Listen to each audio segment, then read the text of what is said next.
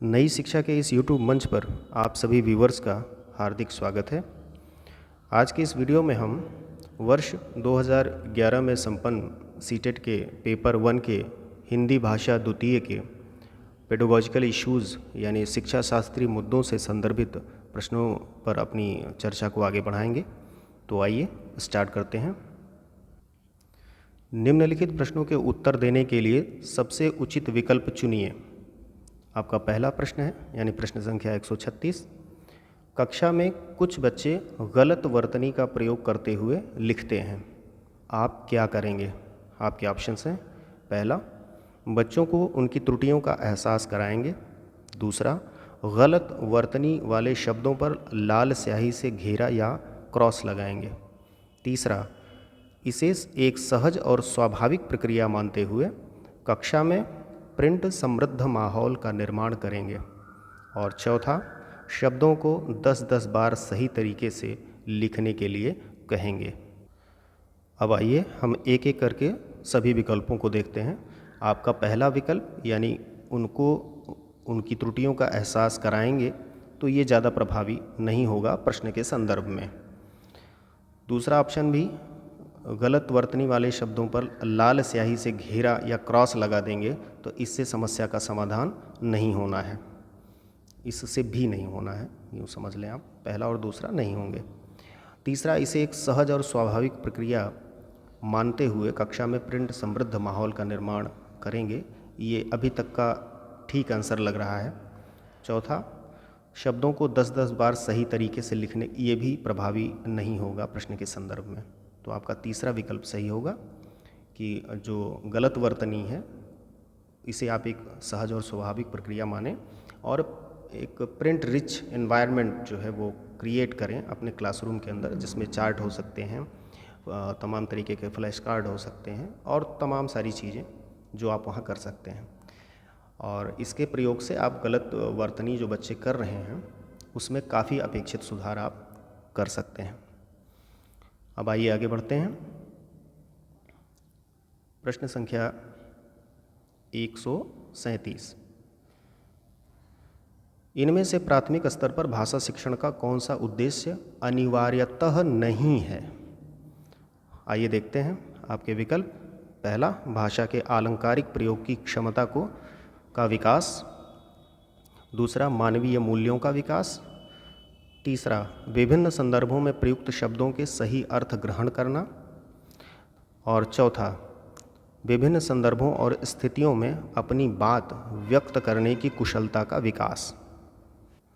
अब यहाँ पर यदि हम अपने पहले विकल्प को छोड़ दें तो दूसरा, तीसरा और चौथा जो विकल्प है वह भाषा शिक्षण का उद्देश्य जो है वो अनिवार्यतः होता है, यानी मानवीय मूल्यों का विकास, विभिन्न संदर्भों में प्रयुक्त भाषा के सही अर्थ को ग्रहण करना और विभिन्न संदर्भों और स्थितियों में अपनी बात को व्यक्त करने की कुशलता का विकास। ये तीनों जो है अनिवार्य उद्देश्य के अंतर्गत आ जाते हैं, जबकि आपका पहला ऑप्शन जो है कि भाषा के आलंकारिक प्रयोग की क्षमता का विकास नहीं आएगा। इसलिए नहीं आएगा यहाँ पर क्योंकि प्रश्न में प्राथमिक स्तर की बात की गई है और प्राथमिक स्तर पर आलंकारिक या अलंकार के जो प्रयोग हैं, अनुप्रास, रूपक, श्लेष इत्यादि, इनकी अपेक्षा जो बाकी के 3 विकल्प हैं ये उद्देश्य के अंतर्गत अंतर्निहित हैं, ऐसा आप मान लें। तो पहला विकल्प जो है वह अनिवार्य उद्देश्य नहीं है। आइए आगे बढ़ते हैं। प्रश्न संख्या 138। बच्चों के भाषा विकास की क्रमिक प्रगति का रिकॉर्ड रखने में कौन सा सर्वाधिक सहायक है? आपके ऑप्शंस हैं। पहला, लिखित परीक्षा की उत्तर पुस्तिकाएं। दूसरा, नोटबुक। तीसरी, शिक्षक डायरी। और चौथा, पोर्टफोलियो। तो देखें इस प्रश्न की चर्चा इसी प्लेलिस्ट में आप देखेंगे हिंदी पेडागॉजी के सेक्शन में, वहाँ आपको इसकी विस्तृत चर्चा मिल जाएगी कि क्रमिक प्रगति का रिकॉर्ड रखने के लिए जो पोर्टफोलियो है ये सर्वाधिक उत्तरदायी है। अब चूँकि यहाँ उन बातों को फिर से उभारना पुनरावृत्ति होगी, तो आप प्लेलिस्ट को अगर देख रहे हैं तो वहाँ पोर्टफोलियो पर विस्तार से चर्चा की गई है, वहाँ जा कर के आप देख सकते हैं इसको। आइए आगे बढ़ते हैं। प्रश्न संख्या 139। प्राथमिक स्तर पर सुनना बोलना भाषा कौशल के विकास में सुनना बोलना कौशल के विकास में कौन सी विधियां अधिक सहायक हैं? आपके ऑप्शन हैं, पहला भूमिका निर्वाह या रोल प्ले जिसे आप कहते हैं, और समाचार का वाचन। दूसरा है भूमिका निर्वाह और बातचीत करना। तीसरा कहानी कथन और श्रुतलेख। चौथा कविता पाठ और भाषा प्रयोगशाला।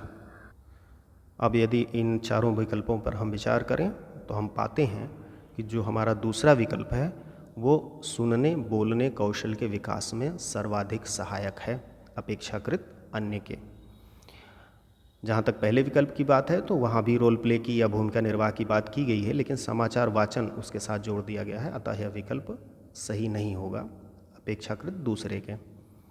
और कहानी कथन और श्रुतलेख और आपका चौथा ऑप्शन कविता पाठ और भाषा प्रयोगशाला, ये गौण रूप से सहायक हो सकते हैं इन चारों विकल्पों के अंतर्गत अगर देखा जाए तो चूँकि जो है सुनने बोलने, इसीलिए प्राथमिक स्तर पर इन दोनों कौशलों के विकास के लिए हम बातचीत, ज़्यादा से ज़्यादा बच्चे आपस में कन्वर्सेशन करें, संप्रेषण हो, इस पर हम जोर देते हैं। और साथ ही साथ तमाम एकांकी के मंचन द्वारा या उनको कोई रोल दे करके हम उस भूमिका का भी निर्वाह उनसे करवाते हैं, जो कि सुनने बोलने के कौशल के विकास में सहायक होता है। आइए आगे बढ़ते हैं। प्रश्न संख्या 140। भाषा की कक्षा का माहौल कैसा होना चाहिए? आपके ऑप्शन है, पहला जहां भाषागत शुद्धता पर अधिक बल हो। दूसरा दीवारों पर सूक्तियाँ लिखी हों। तीसरा जहां बच्चों को उनकी बात कहने और सुनने के अधिकाधिक अवसर मिले।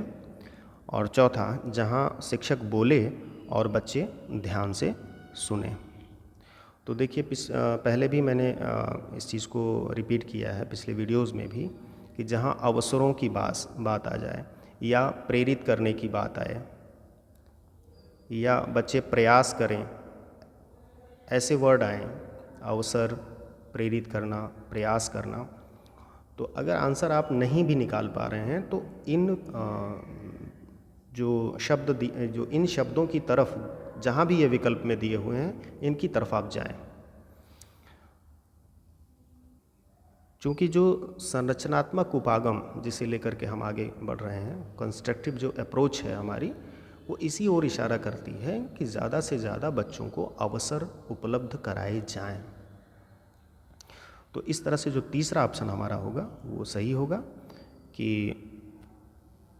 जहां बच्चों को उनकी बात कहने और सुनने के अधिकाधिक अवसर मिले, ऐसा हमारा जो है भाषा की कक्षा का माहौल होना चाहिए। बाकी जहाँ तक अन्य विकल्पों की बात है, भाषागत शुद्धता पर अधिक बल हो, दीवारों पर सूक्तियाँ लिखी हों, ये सब विकल्प नहीं होंगे। जहाँ शिक्षक बोले और बच्चे ध्यान से सुने, तो ये टीचर सेंटर्ड एक तरह से एजुकेशन हो गई, जबकि चाइल्ड सेंटर्ड चीज़ों पर हम फोकस कर रहे हैं। तो चौथा विकल्प भी इस तरह से नहीं होगा। आइए आगे बढ़ते हैं। प्रश्न संख्या 141। ग्राह्यात्मक कौशलों में शामिल है, कौन कौन से हैं? ग्राह्यात्मक कौशल माने ग्रहण करना, जहां आप कोई चीज़ अपने अंदर, अपने भीतर आपके प्रवेश करती है, ऐसा मान लें आप। और इसी के अपोजिट अभिव्यक्त कौशल भी पूछा जाता है, ये सवाल भी साथ साथ आता रहता है, इसको भी ध्यान में रखिएगा। पहले इस पर चर्चा कर लेते हैं, फिर अभिव्यक्ति कौशल की बात कर लेंगे। तो ग्राह्यात्मक कौशल जो है, जब आप ग्रहण करते हैं तो उसके अंतर्गत दो कौशल आते हैं विशेष रूप से, जिसमें कि सुनना और पढ़ना शामिल है। तो इस तरह से जो पहला विकल्प होगा वो आपका सही होगा। जहाँ तक अभिव्यक्त कौशल की बात है तो दो इसके कौशल यानी बोलना और लिखना, इनके ज़रिए आप अपनी अभिव्यक्ति करते हैं या स्वयं को अभिव्यक्त करते हैं, ऐसा आप कह लें। या तो किसी को बोल करके आप अपनी बात बताते हैं अथवा लिख करके बताते हैं। तो इस तरह से पहला ऑप्शन ये सही हो जाएगा। दूसरे विकल्प सही नहीं होंगे, क्योंकि पढ़ना तो यहाँ शामिल है, ठीक है, लेकिन लिखना जो है ये अभिव्यक्त कौशल हो गया। और तीसरे विकल्प में सुनना तो शामिल है, तो ठीक बात है, लेकिन बोलना अभिव्यक्त कौशल हो गया। और इसमें बोलना और लिखना, देखिए ये दोनों अभिव्यक्त कौशल हो गए। ठीक, तो पहला विकल्प आपका सही होगा। और कभी जब अभिव्यक्त कौशल पर प्रश्न आ जाए तो उसके लिए बोलना और लिखना। आगे बढ़ते हैं, प्रश्न संख्या 142। पहली कक्षा में पढ़ने वाली अंकिता अक्सर ड़ वाले शब्दों को गलत तरीके से बोलती है, आप क्या करेंगे? आपके ऑप्शन है, पहला, अंकिता को ड़ वाले शब्दों को अपने पीछे पीछे दोहराने के लिए कहेंगे। दूसरा, स्वयं ड़ वाले शब्दों को सहज भाव से उसके समक्ष प्रस्तुत कर उसे धैर्यपूर्वक बोलने का अभ्यास कराएंगे। तीसरा, उसे ड़ वाले शब्दों की सीडी सुनने के लिए देंगे। और चौथा, अंकिता को ड़ वाले शब्दों की सूची देंगे। तो देखिए, जो सबसे प्रभावी तरीका होगा ड़ के उच्चारण में जो सुधार का है वह होगा आपका दूसरा विकल्प, यानी आप सहज भाव से उसको प्रस्तुत करेंगे ड़ की ध्वनि को और उसे धैर्यपूर्वक बोलने के लिए अभ्यास कराएंगे। पहला विकल्प पीछे पीछे दोहराने के लिए कहना, ये जो है बहुत प्रभावी नहीं हो पाएगा। तीसरा विकल्प जो है आपका, उसे ड़ वाले शब्दों की सीडी सुनने के लिए देंगे। तो यहाँ इस बात से लगता है कि जैसे टीचर एक तरह से अपना पल्ला झाड़ रहा है वहाँ से, तो ये विकल्प भी प्रभावी नहीं है। और चौथा, अंकिता को ड़ वाले शब्दों की एक सूची दे देंगे। तो यहाँ भी आपने अपनी जिम्मेदारियों से एक तरह से पल्ला झाड़ लिया है, कह सकते हैं हम एज ए टीचर। तो ये तीनों विकल्प प्रभावी नहीं होंगे, दूसरा आपका विकल्प सही है। आगे बढ़ते हैं, प्रश्न संख्या 143। राहुल को जब भी कक्षा में उत्तर देने के लिए कहा जाता है वह हकलाने लगता है। ठीक है, इसे स्टटरिंग बोलते हैं। इसका क्या कारण हो सकता है? आपके ऑप्शन है, पहला, यह राहुल की आदत है, यानी हैबिट है उसकी। दूसरा, राहुल बड़े समूह के सामने अपनी बात कहने में मनोवैज्ञानिक दबाव महसूस करता है। तीसरा, राहुल जानबूझकर ऐसा करता है ताकि उसे जवाब न देना पड़े। और चौथा, राहुल को सही उत्तर नहीं पता होता है। तो देखिए, इन चारों विकल्पों में अगर हम हकलाने को प्रश्न के संदर्भ में स्पष्टता से देखें तो जो हमारा दूसरा विकल्प है वह उसका समर्थन करता है कि राहुल बड़े समूह के सामने अपनी बात कहने में मनोवैज्ञानिक दबाव महसूस करता है, इस वजह से वो हकलाने लगता है। पहला विकल्प जहाँ तक उसकी बात है तो ये आदत नहीं होगा या किसी तरह की आदत नहीं है। राहुल जानबूझकर ऐसा करता है ताकि उसे जवाब न देना पड़े, तो ऐसा भी नहीं है। राहुल को सही उत्तर नहीं पता होता है। दूसरा विकल्प आपका सर्वाधिक सही है।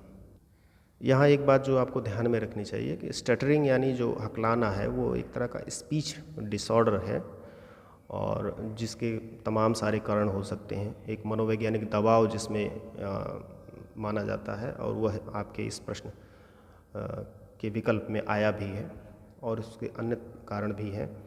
कभी जब विशिष्ट बच्चों पर चर्चा आएगी और वहाँ तमाम डिसऑर्डर्स की बात की जाएगी तो वहाँ इस चीज़ को हम विशेष रूप से स्पष्ट करेंगे।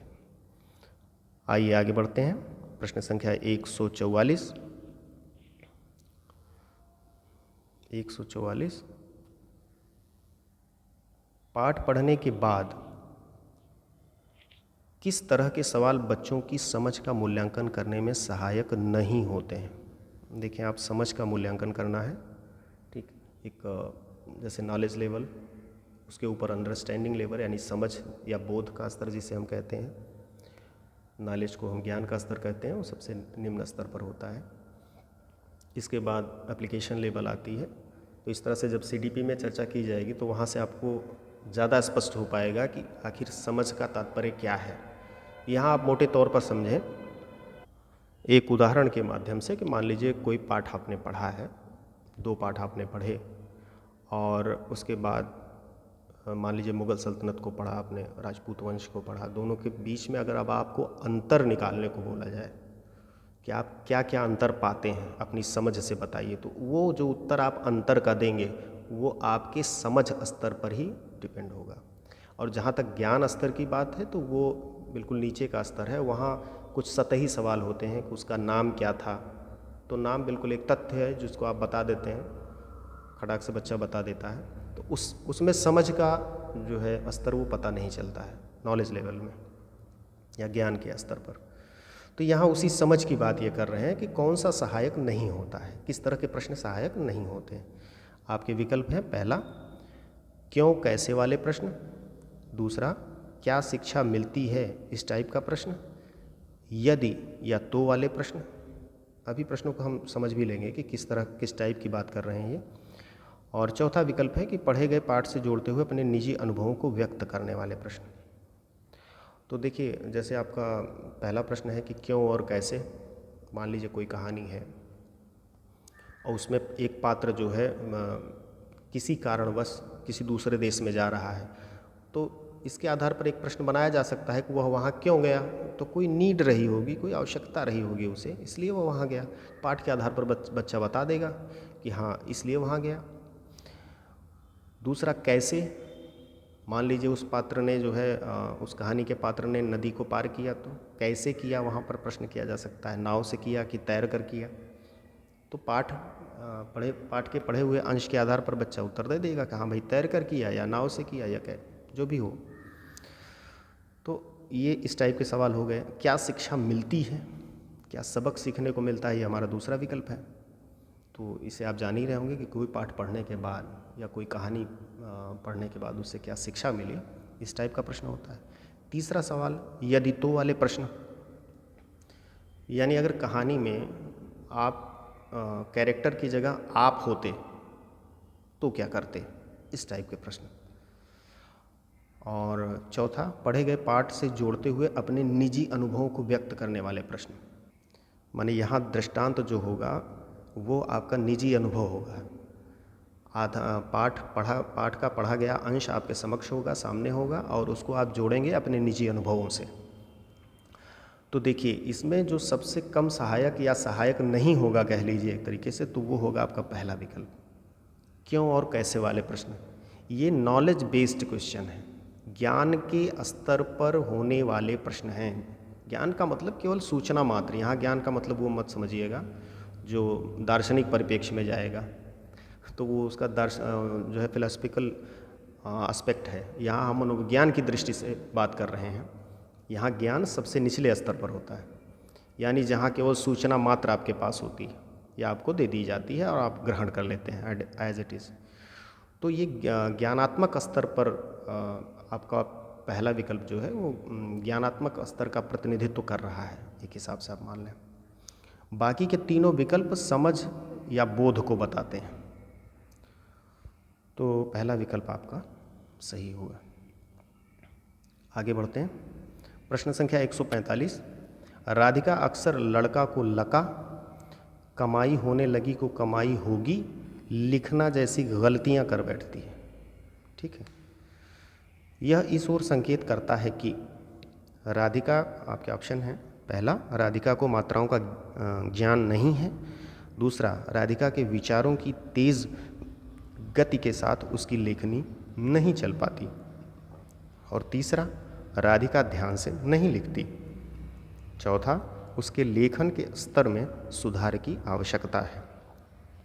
तो जो आपका सर्वाधिक उचित उत्तर यहाँ पर है वो है आपका विकल्प दूसरा, कि राधिका के विचारों की तेज गति, जिस तरह से उसके मन में विचार आते हैं उस तरह से उसकी लेखनी नहीं चल पाती, इसीलिए वो लड़का को जल्दी में लका, विचार तेज़ी से आए, पेन चल नहीं पाई, उस स्पीड को, विचारों की स्पीड को पकड़ नहीं पाई, पेन पीछे रह जाती है, यानी और इसी तरह से वो कमाई होने लगी को कमाई होगी कर देती है। बाकी के ऑप्शन नहीं सही होंगे। अब आइए आगे बढ़ते हैं। प्रश्न संख्या 146,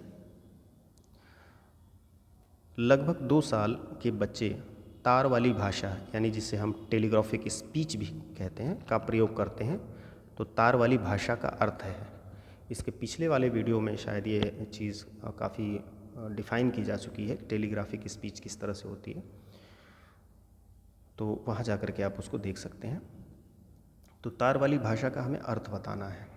पहला है विकल्प आपका संक्षिप्त वाक्यों का प्रयोग करना, दूसरा मुख्य अर्थ को व्यक्त करने वाले संज्ञा, क्रिया, विशेषण आदि दो शब्दों वाली अभिव्यक्ति, तीसरा तार में प्रयुक्त होने वाले शब्दों का प्रयोग, और चौथा अंग्रेजी शब्दों का उपयोग। तो देखिए जो टेलीग्राफिक स्पीच है ये बेसिकली बच्चों की जो 2 वर्ड स्टेज होती है, ठीक है। जैसे 1 वर्ड स्टेज, 2 वर्ड स्टेज के पहले 1 वर्ड स्टेज होती है, जब बच्चा एक शब्द के माध्यम से अपनी व्यक्ति करता है अर्ली स्टेज में, प्रारंभिक दौर में। उसके बाद यहाँ से वो 2 वर्ड स्टेज पे आता है। 2 वर्ड स्टेज आप यूँ मान लें जैसे उसने कहा मम्मा दुद्धू या मम्मी दुद्धू, यानी इस 2 शब्दों के मुख्य रूप से 2 शब्दों के माध्यम से उसने अपनी पूरी बात कह दी और माँ समझ भी गई।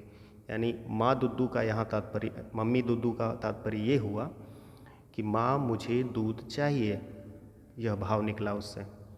तो यही चीज़ आपका दूसरा विकल्प कह रहा है।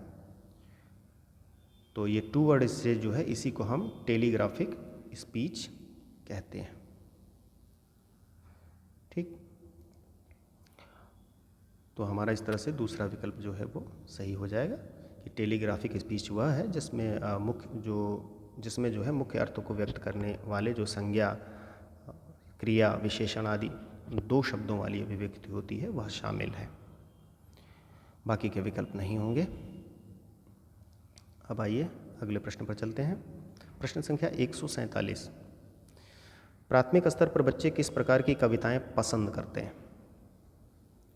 ठीक है, तो स्तर प्राथमिक है और कविताओं का रूप बताना है जिसे बच्चे पसंद करते हैं। तो आपके विकल्प हैं, पहला जिनमें लयात्मकता हो, लय हो, ठीक है, उतार चढ़ाव कह लें आप एक हिसाब से समझने की दृष्टि से, या जिसमें गति हो, प्रवाह हो कह लें। दूसरा जो अनिवार्य रूप से राजा रानी से जुड़े हों। देखिए अनिवार्य रूप एक शब्द लगा दिया है इन्होंने, तो ऐसी कोई अनिवार्यता फिलहाल नहीं होती। कविताएं पशु पक्षियों से रिलेटेड हो सकती हैं, उन्हें भी बच्चे पसंद करते हैं। तो केवल अनिवार्य रूप से राजा रानी से जुड़ी कविताएं पसंद करते हैं तो ऐसा नहीं है, ये बिल्कुल इसका कोई अच्छा तर्क नहीं है, तो ये विकल्प तो वैसे भी नहीं होगा। तीसरा कह रहे हैं जो तुकांत न हो, तो नहीं, ऐसा नहीं है, तुकांत कविताएं बच्चे ज़्यादा पसंद करते हैं। तुकांत कहने का तात्पर्य जिन कविताओं की पंक्तियों के अंत में एक तुक भिड़ा होता है, जो समान ध्वनि है होती है, उसे हम तुकांत कहते हैं। जैसे जग जीवन में जो चिर महान सौंदर्यपूर्ण और सत्य प्राण। तो देखिए पहली लाइन का जो महान और नीचे दूसरी पंक्ति का जो अंतिम शब्द है प्राण, तो प्रथम का अंतिम और दूसरे का अंतिम समान ध्वनियाँ हैं, इन्हें ही हम तुकांत कहते हैं। तो तुकांत कविताएं जो हैं बच्चे पसंद करते हैं। चौथा ऑप्शन है जो कोई सीख देती हूँ। तो सीख देती हूँ इसके बजाय जो है ज़्यादा अच्छा विकल्प हमारा है कि जिनमें लय होती है वो कविताएं बच्चे ज़्यादा पसंद करते हैं।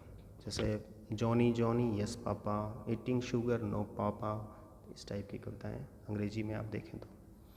और जैसे हुआ सवेरा चिड़िया बोली, बच्चों ने तब आंखें खोली, लय जहाँ पर है। आगे बढ़ते हैं।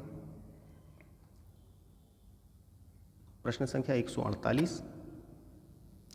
प्राथमिक स्तर पर आप किस तरह का बाल साहित्य उचित समझते हैं? आपके ऑप्शन है, पहला ऐसा साहित्य जिसमें शब्दों और घटनाओं का दोहराव हो, दूसरा केवल कविताएं, तीसरा केवल कहानियाँ, और चौथा ऐसा साहित्य जो प्रसिद्ध साहित्यकारों द्वारा लिखा गया हो, उसे आप उचित समझते हैं। तो देखने से ही बिल्कुल लग गया कि आपका जो पहला विकल्प है कि ऐसा साहित्य जिसमें शब्दों और घटनाओं का दोहराव हो, ऐसा साहित्य आप जो है बाल साहित्य जो है वो बच्चों के लिए ज़्यादा उचित है। अब जैसे आप दूसरे तीसरे विकल्प पर आप बिल्कुल कंफ्यूज मत होइएगा, मैंने आपको पहले भी बता रखा है कि केवल शब्द तो बिल्कुल नहीं चलेगा, क्योंकि सेंटेंस जो है क्वेश्चन का वो अफर्मेटिव है, विधेय है, हैं के रूप में पूछा जा रहा है, तो इन दोनों को आप केवल के आधार पर ही रिजेक्ट कर सकते हैं। दूसरा तर्क आप ये लगा सकते हैं कि अगर केवल कविताएं इस विकल्प पर आप जा रहे हैं तो केवल कहानियों वाले विकल्प पर आप क्यों नहीं जाएंगे। भाई कहानियाँ और कविताएं दोनों रुचिकर हैं बच्चों के लिए, और दोनों ही वो बड़े चाव से, बड़े रुचि से सुनते हैं, तो इन दोनों में ही आपस में कंट्रडिक्शन हो गया, तो दूसरा और तीसरा विकल्प जो है दोनों नहीं होंगे। और चौथा, ऐसा साहित्य जो प्रसिद्ध साहित्यकारों द्वारा लिखा गया हो, तो ऐसी कोई बात यहाँ कोई फाउंडेशन ऐसा नहीं है बाल साहित्य के परिप्रेक्ष्य में। आगे बढ़ते हैं, प्रश्न संख्या 149। प्राथमिक स्तर पर बहुसांस्कृतिक पृष्ठभूमि यानी मल्टीकल्चरल बैकग्राउंड वाली कक्षा में बच्चे लक्ष्य भाषा के परिवेश से भाषा अर्जित करते हुए, प्रश्न को ध्यान से समझिएगा कि बहुसांस्कृतिक है कक्षा आपकी, माने कई संस्कृतियों के बच्चे उसमें सम्मिलित हैं। संस्कृति से तात्पर्य वही रीति रिवाज, खान पान, रहन सहन, जिनके तौर तरीके तो अलग हुआ ही करते हैं। एक संस्कृति से दूसरी संस्कृति में उसके रीति रिवाज बदल जाते हैं, तौर तरीके, भाषाई प्रयोग में अंतर हो सकता है, उठने बैठने के ढंग में अंतर हो सकता है, ये संस्कृति को डिफाइन करता है। ये तो आपके पहला विकल्प जो है उसे शुद्ध, हाँ तो ऐसी कक्षा में जो मल्टीकल्चरल है उसमें लक्ष्य भाषा जो है का परिवेश बना हुआ है और उसमें अर्जन की ये बात कर रहे हैं। तो लक्ष्य भाषा का मतलब, जैसे मान लीजिए मातृभाषा आपकी हिंदी है तो अब आप इंग्लिश सीखने जा रहे हैं, तो लक्ष्य भाषा आपकी इंग्लिश हुई। तो इंग्लिश जब आप अर्जित कर रहे होते हैं तो उस पर ये विकल्प दे रहे हैं कि क्या इसमें से निकल करके सामने आता है। आपका ऑप्शन है पहला, उसे शुद्ध अशुद्ध रूप में पहचानते हैं। दूसरा, व्याकरणिक नियमों की शुद्धता को परखते हैं। तीसरा, लक्ष्य भाषा की अपनी भाषा से तुलना करते हैं। और चौथा, धीमे धीमे भाषा के रचनात्मक प्रयोग का अभ्यास करने लगते हैं। तो इसका सर्वाधिक जो उचित उत्तर है वो होगा आपका चौथा, कि वह धीरे धीरे जो है उस लक्ष्य भाषा में जो रचनात्मक प्रयोग है उसका अभ्यास वो करने लगते हैं। बाकी तीनों विकल्प सही नहीं होंगे। शुद्ध अशुद्ध रूप में पहचानना और शुद्धता को परखना, वो भी प्राथमिक स्तर पर तो नहीं, ये सब चीज़ें नहीं होती। लक्ष्य भाषा की अपनी भाषा से तुलना करना, एक चौथा विकल्प सही है। आगे आते हैं, प्रश्न संख्या, आज का हमारा अंतिम प्रश्न है, प्रश्न संख्या 150। एक समावेशी कक्षा में भाषा शिक्षण की समस्या क्या है। समावेशी मतलब इंक्लूसिव क्लासरूम है। आपके ऑप्शन है पहला, विद्यार्थियों की योग्यताओं में भिन्नता होना, यह समस्या है। कि दूसरा, देखिए भाषा शिक्षण की समस्या की बात हो रही, ध्यान रखिएगा, यही आपका कीवर्ड है। दूसरा विकल्प है विद्यार्थियों में असमान रुचि का होना। तीसरा विकल्प है उपयुक्त भाषा परिवेश का निर्माण न हो पाना। और चौथा विकल्प उपयुक्त पाठ्य सामग्री का अभाव। तो ये नहीं है, उसकी सामग्री का अभाव हो। और आपका पहला और दूसरा विकल्प भी नहीं होगा कि विद्यार्थियों की योग्यताओं में भिन्नता होना या असमान रुचि का होना। कहीं ना कहीं दोनों कारण हो सकते हैं, तो क्या दोनों सही होंगे? दोनों विकल्प होंगे नहीं। सबसे सर्वाधिक जो उचित उत्तर है वो है उपयुक्त भाषा परिवेश का निर्माण न हो पाना। ठीक है, समावेशी कक्षा कई बार बहुसांस्कृतिक हो सकती है, मल्टीकल्चरल हो सकती है, या बहुभाषिक हो सकती है। ठीक है, तो इस तरह से जो प्रमुख समस्या सामने आती है भाषा शिक्षण में, वह होती है कि परिवेश का निर्माण ही नहीं हो पाता। और यही समावेशी कक्षा में सबसे बड़ी चुनौती होती है एक शिक्षक के सामने, कि वह किस तरह से रणनीति तैयार करे, क्योंकि तमाम संस्कृतियों और भाषाओं को लेकर के बच्चे आए हुए इस क्लासरूम में हैं और उनको भाषा शिक्षण करना है, तो कैसे करें, ये एक चुनौती होती है। इसलिए इस पर भी सवाल बनता रहता है, चाहे इस रूप में बने कि वह किस प्रकार की समस्या वहाँ उत्पन्न होती है, चाहे ये बने कि शिक्षक के लिए सबसे बड़ी चुनौती क्या होती है, तो दोनों का उत्तर लगभग एक ही होगा ये। तो इस तरह से तीसरा विकल्प जो है वो सर्वाधिक उचित है। तो इस तरह से आज का वीडियो यहीं समाप्त होता है। मिलते हैं नेक्स्ट वीडियो में। आप सभी को एक अच्छे भावी शिक्षक के रूप में हार्दिक शुभकामना। धन्यवाद।